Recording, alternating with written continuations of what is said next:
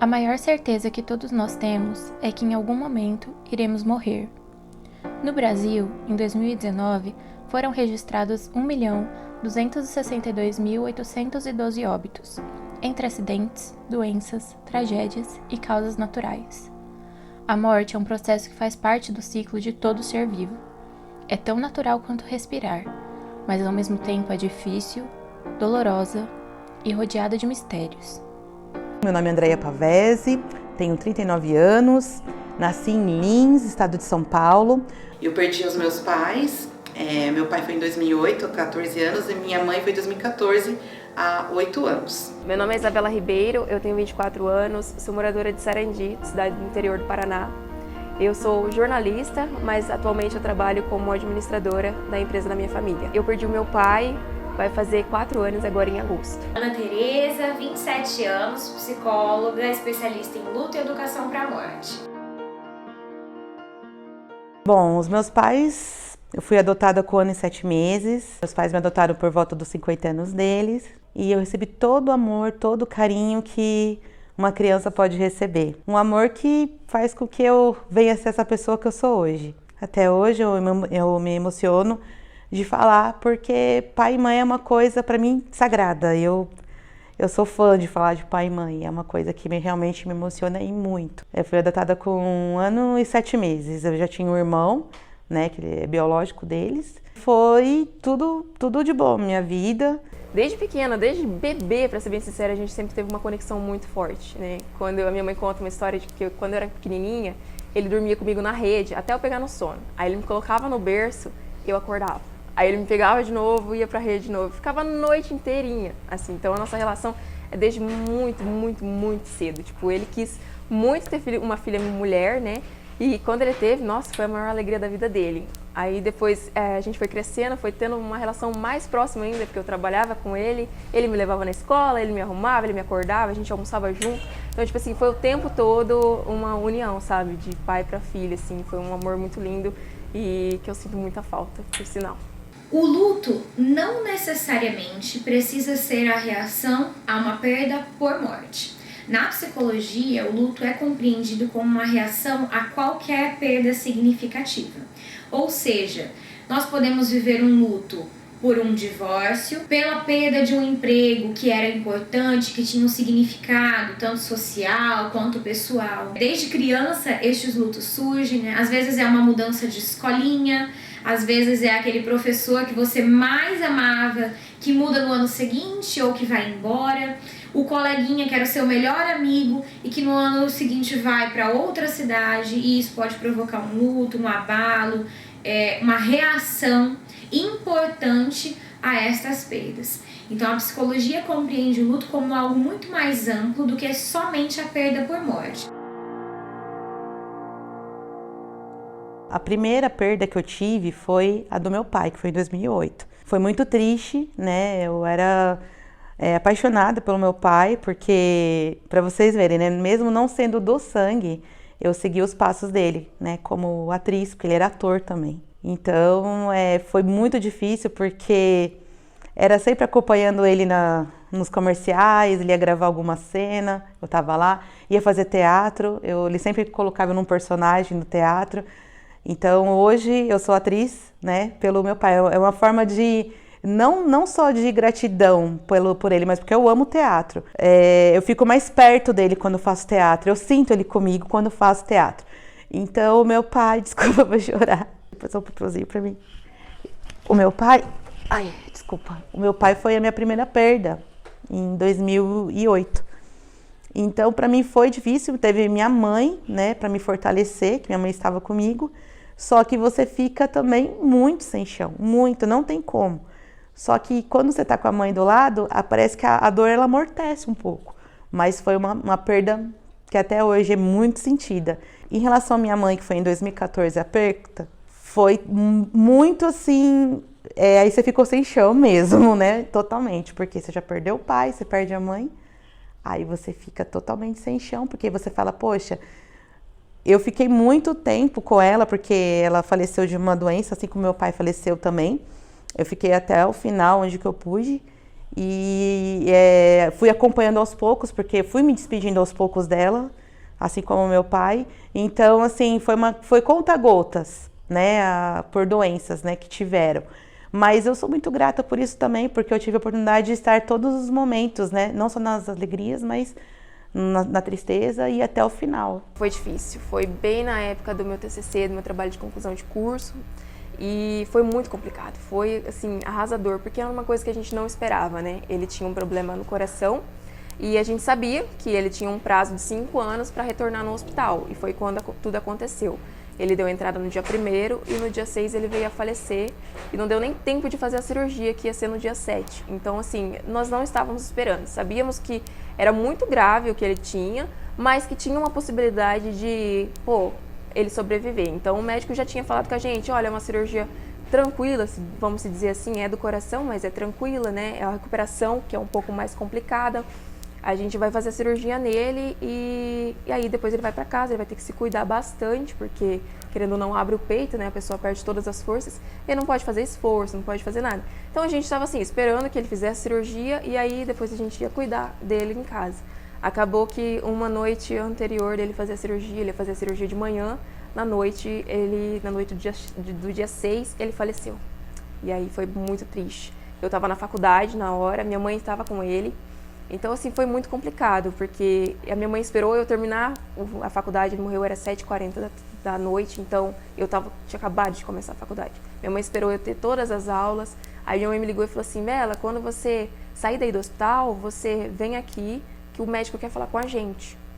E ali eu já desabei, eu já liguei pra minha amiga, que era de Paranavaí, já comecei a chorar com ela, falei, amiga, meu pai morreu.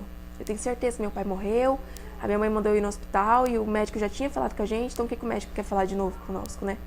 E aí eu fui pro hospital, minha mãe tava na porta do hospital me esperando, ela, tranquila, assim, tipo, serena, não falou nada, ela só pegou na minha mão, entrou pra dentro. Quando a gente entrou no hospital, que eu tava descendo a rampa pra ir no quarto dele, ela me puxou pra capela e falou, Bela, o pai faleceu. E ali foi um baque, ali acabou tudo pra mim, porque era, que nem eu tô te falando, meu pai era o maior companheiro que eu tinha na minha vida, sabe? Ele era muito parceiro, mais que pai, ele era tipo um irmão, um amigo, ele era tudo pra mim, então foi bem complicado, assim, foi punk. Eu queria desistir muito da faculdade, a minha mãe e minha tia falaram, não, você vai pra faculdade. E eu ia e voltava chorando da faculdade todos os dias. Eu ia trabalhar na empresa, chorando todos os dias, eu não podia entrar na sala que ele ficava, porque era como se ele estivesse ali pra mim. E é uma coisa que a pessoa vai, não volta, sabe? É muito complicado. É muito difícil nós lidarmos com o sofrimento do outro quando este sofrimento também provoca angústia em nós. E no luto não é diferente, né? Muitas vezes olhar o outro sofrendo pela perda de alguém me faz pensar em como eu viveria um momento de perda da mesma pessoa ou de outra pessoa que seja significativa. E muitos de nós acabamos fugindo dessas situações ou evitando este contato. E isso provoca um distanciamento do enlutado, o que não é o ideal neste momento. Provoca também uma incompreensão, uma dificuldade de aceitar. Quantos de vocês já não ouviram? Então vai no velório, não chora, não fica assim, não sofre, não precisa, ele tá bem. Essas falas muito repetidas, muito batidas, quando nós paramos efetivamente para pensar no que elas significam, para alguém que está vivendo aquela perda, elas perdem muito do sentido. Na verdade, elas são inadequadas para este momento, né? Foi a vontade de Deus. O que vocês pensariam de um Deus que quis que aquela pessoa morresse? Será que realmente essa é a compreensão daquela pessoa enlutada? Ou será que nós não estamos trazendo talvez uma compreensão equivocada de uma situação? Então, a primeira coisa que nós temos que pensar para ajudar alguém enlutado é saber que isso vai provocar em nós algumas angústias e que nós também precisamos pensar na nossa realidade diante de perdas para conseguir compreender, nos ajustar um pouco mais para ajudar estas pessoas. Segunda coisa é esquecer todo e qualquer tipo de julgamento em relação ao processo de luto, porque, como eu disse, cada um vive isso de uma maneira diferente. Então, algumas pessoas no dia seguinte vão retirar todos os pertences de quem faleceu e vão doar, vão jogar fora, vão resolver. Outras vão demorar 1 ano, 2 anos, 10 anos para se desfazer daqueles pertences. Ah, tem certo e errado? Não tem. Tem aquilo que aquela pessoa está preparada para fazer naquele momento e o que ela não consegue fazer naquele momento. Algumas vão precisar de um pouco mais, outras de um pouco menos. Tem tempo para viver o luto? Também não. Infelizmente, os nossos diagnósticos médicos hoje determinam um prazo, de 1 ano para que aquele luto se resolva. Luto não é resolvido, luto não é superado, luto não tem fim. É algo que nos acompanha para o resto da vida. Como assim, Ana? Eu vou sofrer para o resto da vida? Pensem bem, alguns sentimentos não são de saudade, não são de lembrança, são sentimentos diferentes e que sim, nós vamos ter para o resto da vida.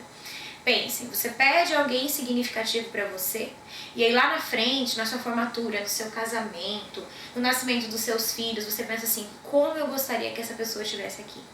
Como seria se meu pai estivesse aqui, se a minha mãe estivesse aqui, se o meu avô estivesse, como ele reagiria, como seria a interação, o que aconteceria. Estes sentimentos são o luto vindo nos visitar, os lutos vindo nos visitar. Quando eles aparecem, surgem e ressurgem para lembrar a gente de alguém que não está mais aqui, que nós gostaríamos muito que ainda estivesse. Não é saudade, porque isso não foi vivido com aquela pessoa, Se mistura com a saudade. Uma coisa atravessa a outra. Mas o luto nos acompanha por toda a vida. Ele anda de mãos dadas conosco. Eu sou católica, Só que eu não tenho muita relação com o pessoal da igreja, então, assim, eu frequento, mas eles me ajudam, assim, na medida do possível, mas não interferindo tanto, sabe, na minha vida pessoal. Eles sabem que meu pai faleceu, mas nunca fica lembrando, nunca fala algo muito, assim, pra ficar ressaltando a morte dele. Então, é bem tranquila a nossa relação, mas eu acredito muito, assim, que um dia a gente vai se encontrar, porque meu sonho de consumo é ver meu pai de novo. Olha, hoje eu falo que eu não tenho religião, mas eu acredito muito em Jesus Cristo, eu acredito em Deus, em primeiro lugar, eu acredito na natureza, eu vejo Deus nos detalhes, eu vejo Deus nas pessoas, eu vejo Deus Deus usa as pessoas no momento que eu estou no fundo do poço para dar uma palavra, um sorriso para mim, para me fazer forte. Às vezes eu posso visitar um templo, uma igreja, mas eu não falo que eu sou, mas eu falo que eu acredito em Deus e fazer o bem, sem olhar quem, e essa acaba sendo minha religião. Sem ter religião, acaba sendo religião que é o amor,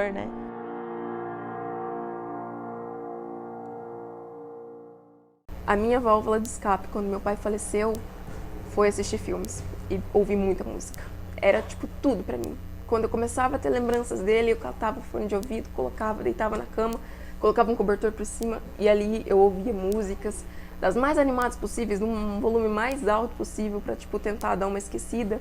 Tentava pensar no meu TCC, que não tinha como esquecer também, E assistir filmes, muitos filmes. Ali eu entrei numa série de doramas, de filmes, séries e tudo mais. Então, foi a única válvula de escape que eu tive, porque eu nunca fui muito de balada, então nunca fui muito de sair, Eu tinha acabado também de sair de um relacionamento, porque eu precisava espairecer um pouco a minha cabeça, então eu não tinha com quem conversar. Eu evitava conversar um pouco com a minha mãe, porque a minha mãe, ela estava sofrendo.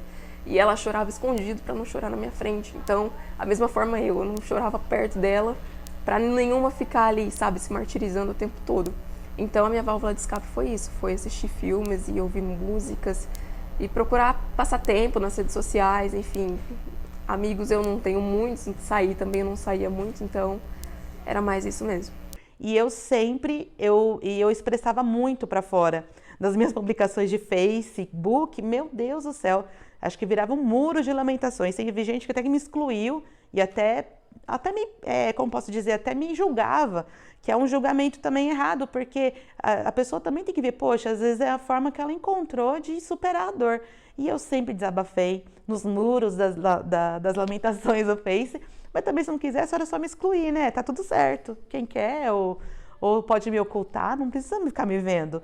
Mas a maneira que eu encontrei foi no Facebook, confesso. É uma das maneiras que eu encontrei para eu extravasar, tirar aquele sentimento e mostrar para o mundo lá fora quanto que faz falta aos meus pais. a sua forma de viver o luto e de passar por isso socialmente é diferente dos outros. Então, às vezes você vai demorar meses para conseguir sair de casa, para almoçar fora, para sair com amigos, para sair com a sua família novamente, para ir numa festa de aniversário. Outras pessoas vão sair mais rápido, né? Em alguns dias essa pessoa vai se sentir bem para fazer isso, ou ela pelo menos vai achar que isso pode ajudar de alguma maneira. E aí vem aqueles comentários, né?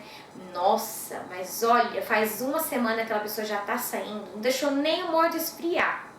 Ou vem aquele que fala assim, mas você tem que sair de casa, você não pode ficar só aqui dentro. E aí, o que essa pessoa faz? Ela fica? Ela vai? Ela faz aquilo que ela sabe que é melhor para ela. Ela faz aquilo que faz bem a ela. Algumas pessoas que vão ficar só dentro de casa vão se sentir bem assim. Não vão necessitar do contato com outros. Outras vão se sentir melhor, tendo uma vivência social mais intensa, podendo conviver com outras pessoas, conversar, ver ambientes diferentes, estar em outras situações que não só aquela que lembre ou que remeta àquela perda. Não tem certo e não tem errado, gente. Eu acredito muito que as pessoas, cada ser humano tem uma maneira de lidar com a dor, né? A minha dor foi muito dolorida porque eu tinha uma conexão muito forte com meu pai. Pode ser que com uma outra pessoa, que talvez não teve o pai tão presente, seja uma dor assim, meu pai faleceu, tá? Chora ali na hora e depois tá tudo bem, esquece. Mas você receber julgamento de uma pessoa, por exemplo, que sabe da convivência que você teve com o seu pai, ou até mesmo desconhece disso, e você receber julgamentos de tipo, nossa, tá indo aí nesse martírio, né? Nessa sofrência. Então é muito complicado, cara, não faça isso, porque é muito difícil pra pessoa. Você não sabe a dor, sabe, que é você dormir e acordar e não ver a pessoa mais na sua frente. Você não vê o sorriso que a pessoa te dava, você não sentiu o abraço que a pessoa te dava.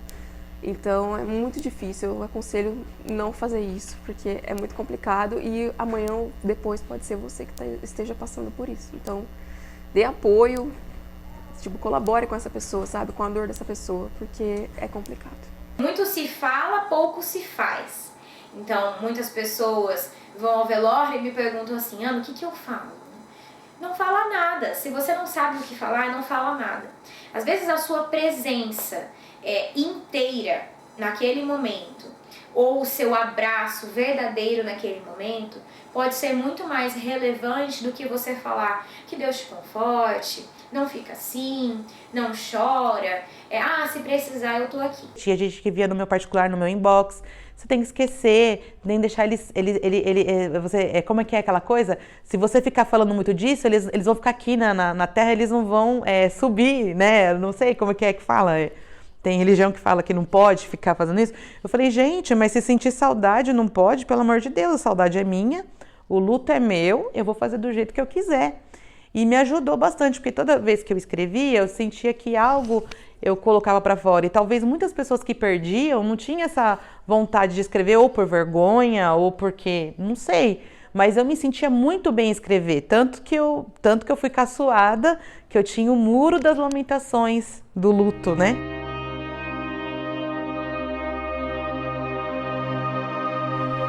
Mesmo que uma certeza, a morte é muito incerta.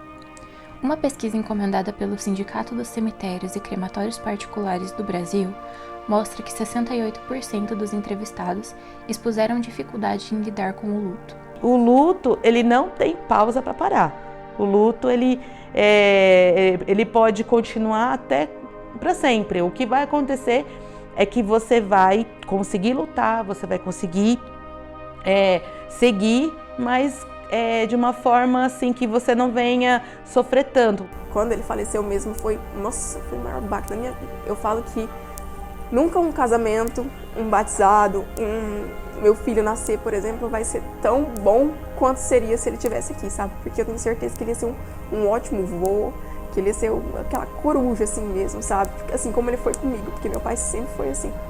Quando eu nasci mesmo, a gente não tinha umas condições muito boas, né? Meu pai foi se tornar empresário quando eu tinha 10 anos de idade, 13 anos de idade, não lembro. Então, assim, a gente batalhou muito, sofreu muito. Ele não podia me dar as coisas, mas sabe o que é você ver seu pai andar de chinelinha havaiana pra te dar uma boneca, por exemplo? Então, tipo, era muito gratificante. E tudo que ele me ensinou, eu tento levar pra vida, sabe? A honestidade, a educação, tudo. Porque é justamente isso, tipo, a essência dele tá comigo. Ele fez a parte dele aqui na Terra, ele me educou, ele me ensinou. E ele me amou, acima de tudo. Que eu sei que é muito dolorido não ter o amor de um pai e de uma mãe. E eu ter isso foi um privilégio, assim, enorme, enorme, enorme demais. Auxílio ao luto depende, sim, muitas vezes, do interesse daquele enlutado, né? Se ele, naquele momento, não se sente bem para conversar, ele não se sente preparado para se abrir, para se entregar para essa experiência de recapitular a sua dor, recapitular o que aconteceu, as suas angústias, as suas culpas, culpas irracionais muitas vezes, né? O seu sofrimento, por mais que a gente ofereça ajuda, talvez aquela pessoa não vá conseguir aproveitar o máximo dessa ajuda naquele momento. Mas é muito importante que instituições, tanto de trabalho quanto de ensino, ou qualquer outra instituição ou empresa, tenham disponíveis sim a possibilidade de que aquela pessoa tenha um auxílio ou um apoio psicológico.